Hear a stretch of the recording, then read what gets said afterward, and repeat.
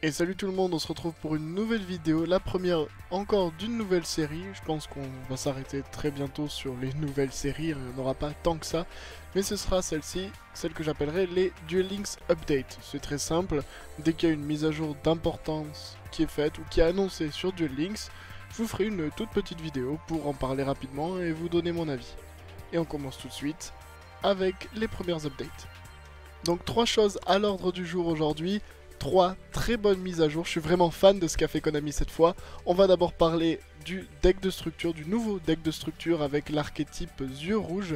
On va parler évidemment du retour de la Selection Box. Et pour terminer, on parlera des mises à jour des différentes compétences. Donc tout d'abord, le deck de structure Return of the Red Eyes. Espérons que ce soit un vrai retour dans la méta de cet archétype. Et spécifiquement d'une carte, le Dragon Lame aux yeux rouges. Très bonne carte à une époque dans la méta qui est un peu tombée dans l'oubli parce que mauvais, trop lent, etc. Mais là peut-être quelques bonnes cartes qui lui permettent de revenir.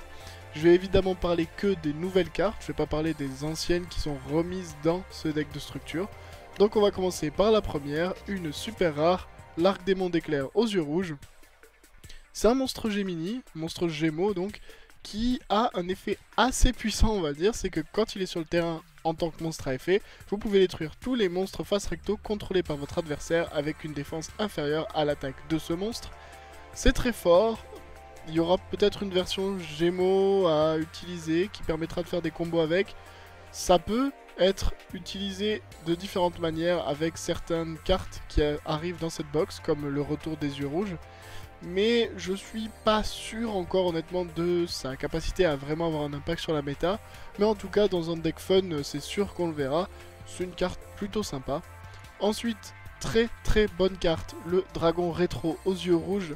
Cette carte en gros vous permet de protéger vos monstres yeux rouges. En effet si ils sont détruits au combat ou par effet, vous pouvez tout simplement invoquer spécialement cette carte depuis votre main.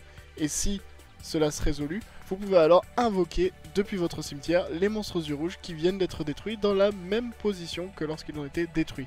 Donc une très bonne carte, en combo évidemment avec votre Dragon Lame aux yeux rouges, pour potentiellement voilà, garder une très forte présence sur le terrain.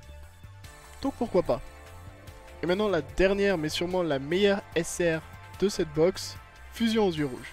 Cette carte vous permet tout simplement d'invoquer un monstre qui liste yeux rouges dans un de ces monstres matériels de fusion depuis votre extra deck en envoyant les monstres dont vous avez besoin du terrain, du deck ou de votre main au cimetière. C'est très fort pour invoquer un Dragon Lame, ça vous permet d'envoyer juste un yeux rouge et obligatoirement un guerrier. On peut penser à plein de combinaisons ici avec des decks héros, masque héros ou héros élémentaires, des decks Amazon avec les guerriers, toutes les guerriers Felgrand, ou juste gardien celtique recyclé par exemple, ou le changeur attaque-défense. Plein d'idées possibles et vraiment moi je suis hypé par cette carte. Je pense qu'on va voir des decks qui vont sortir, des decks qui passeront à 100% roi des jeux avec cette carte. Des decks méta compétitifs, à voir encore, elle a quand même des restrictions assez difficiles comme le fait de ne pas pouvoir invoquer normalement ou spécialement le tour où vous activez cette carte.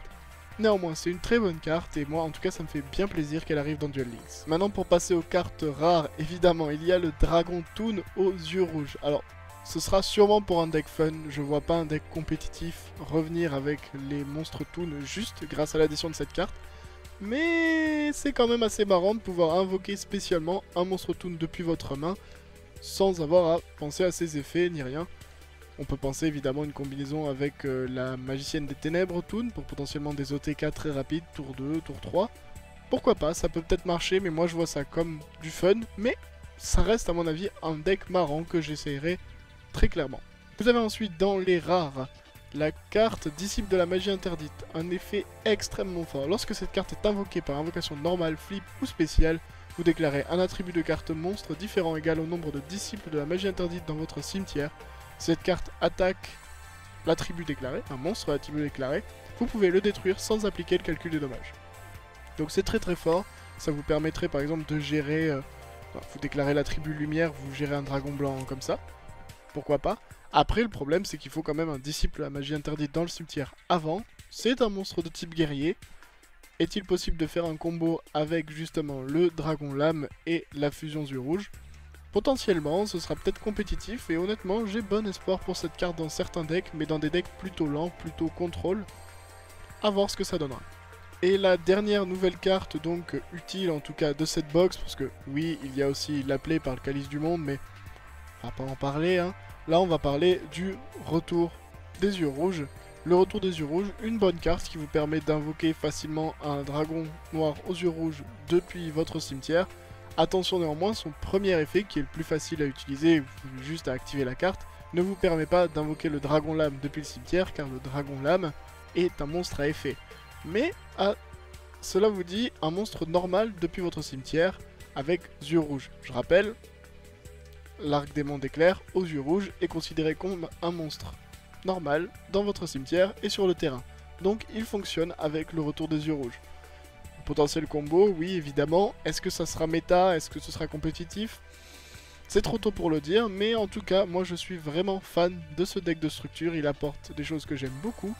Et j'ai hâte de voir comment les joueurs développent des decks à partir de ça.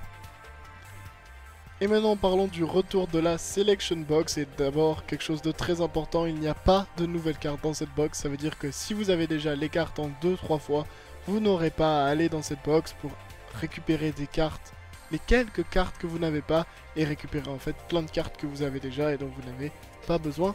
Donc ce n'est pas un puits à gemmes sans fond. C'est pas plus mal, moi je suis bien content que ce soit juste des cartes qui aident les nouveaux joueurs ou ceux qui ont un peu de retard, donc ça c'est déjà très bien. Dans cette box, moi ce que je vous conseille, personnellement, déjà il y a Anki, Héros Masqué et le changement de masque. C'est un bon deck, il n'est pas du tout mort dans la méta, et d'ailleurs ce sera un des decks dont je parlerai très bientôt dans une nouvelle vidéo méta ou pas, ou métadex, ça dépendra où ça en est à ce moment-là. En vrai, je suis vraiment en hésitation tellement ce deck a l'air fort dans la méta, donc c'est toujours bon, c'est toujours pas mal, c'est dans la selection box, moi j'irai pour ça. Vous avez également Gaïa, héros élémentaire. Il est joué dans certains decks Neos, ça peut peut-être valoir le coup de l'avoir en une fois, si vous pouvez l'avoir avec des gemmes, c'est pas plus mal. Vous avez également les Chevaliers Nobles, qui actuellement dans la méta reviennent très très fort honnêtement avec le support qui est arrivé dans la dernière box. Donc Medroth et également Dristan sont des cartes que vous voulez vraiment avoir en 3 fois pour jouer Chevalier Noble. 2-3 fois, mais je conseillerais 3 fois. Donc ils sont là, n'hésitez pas à les récupérer, ce sont vraiment de très bonnes cartes, à condition évidemment d'avoir récupéré les nouvelles cartes de support qui sont dans la précédente box. Donc pour terminer sur les ultra rares plutôt cool de cette box, vous avez évidemment Force de Miroir de la Noyade, très bonne carte, jouée en 2-3 exemplaires dans beaucoup de decks de la méta, donc si vous pouvez aller la chercher, je vous la conseille. Vous avez dans les SR maintenant SHT Psymos, très bonne carte d'extra deck, un peu couteau suisse qui vous permet d'aller gérer un peu n'importe quoi sur le terrain de votre adversaire, donc très très fort. Vous avez, moi malheureusement je ne les ai pas, je n'ai pas eu cette chance, Trappe du Réseau. Une bonne carte de side potentiellement pour gérer des decks Blue Eyes avec la nouvelle pierre blanche. Il y a quand même des cartes de side qui sont meilleures, donc si vous les avez pas, c'est pas obligatoire d'aller les chercher, mais ça peut toujours s'avérer utile si en cherchant pour d'autres cartes vous tombez dessus. Et pour terminer, tout ce qui est l'archétype Livre de Magie qui revient au goût du jour grâce au nouveau skill, à la nouvelle compétence Lumière et Ténèbres de Miss et moi. Donc je vous conseille, ça peut toujours servir, c'est un deck qui revient de plus en plus et qui vraiment commence à avoir sa place dans la méta. Donc pareil, c'est une SR, si vous passez et la récupérer en allant chercher d'autres cartes, c'est toujours très positif. Donc pour moi, une bonne selection box. Et pour terminer, on va parler des mises à jour sur les compétences. Donc elles seront effectives à partir du 21-23 mai, mais en fait la mise à jour globale qui les mettra pour tout le monde arrivera le 28. Dans ces compétences donc il y a des choses qui me font très plaisir. La première, bijou de Kaiba Corp qui se fait nerf, maintenant il faudra perdre 1800 points de vie et non plus 1000. Ça rend la compétence vraiment moins forte et on verra beaucoup moins cette compétence et beaucoup moins Koaki avec. Donc deux très bonnes choses selon moi. Il y a également le terrain des harpies. Enfin, merci Konami d'avoir enfin enlevé le nerf qui était sur ce deck, sur cette compétence depuis 1 an et demi à peu près, même plus, alors que ce deck ne servait plus à rien. Le retour de cette compétence à son état normal va peut-être permettre de rejouer Harpie, en tout cas pour le fun. Moi, prochain mois, c'est sûr, j'essaye de passer roi des jeux avec, et ça fait très plaisir que Konami fasse enfin ça pour les decks Harpie. Tout ce qui est cartes, échange, échange d'équipement, échange de terrain, c'est pas mal, ça vous permet de piocher en renvoyant des cartes de votre main dans le deck. J'en suis pas fan, mais peut-être que des gens vont arriver à faire des choses avec, mais c'est vraiment pas ce qui m'a le plus plu ici. Dans les autres choses qui m'ont pas tellement marqué, c'est parti Goyo et tonnerre, eau et vent. Ça a pas l'air fou honnêtement, je vous laisse lire les compétences, mais ça a vraiment pas l'air fou, et ce sera de nouveau quelque chose de fun, à mon avis, pas plus. Par contre, tout ce qui est pioche de bas niveau, pioche de haut niveau et pioche de magie et piège, ça c'est intéressant aussi. Tout est passé à 1000 points de vie. Maintenant, il faut plus perdre que 1000 points de vie pour pouvoir activer ses compétences. Et ça, dans certains decks, je suis sûr que ça aura une utilité pour empêcher de brick ou aller chercher la carte dont vous avez besoin. Donc ça, ce sont des très bonnes mises à jour. Et je m'attends à voir les compétences pioche arriver dans la méta sous peu ou dans quelques semaines. Donc en résumé, de très bons changements sur les compétences également. Et voilà qui conclut cette vidéo, j'espère qu'elle vous aura plu, il y en aura bien d'autres, enfin en tout cas de cette série dès qu'il y aura une mise à jour importante sur Duel Links. N'oubliez pas, si ça vous a plu, donc de vous abonner à ma chaîne, me suivre sur Twitter, me follow sur Twitch et rejoindre mon Discord si ça vous intéresse. Tout est dans la description en dessous de la vidéo. Je vous dis à très vite pour une nouvelle vidéo, c'était Ankara, and I'm out.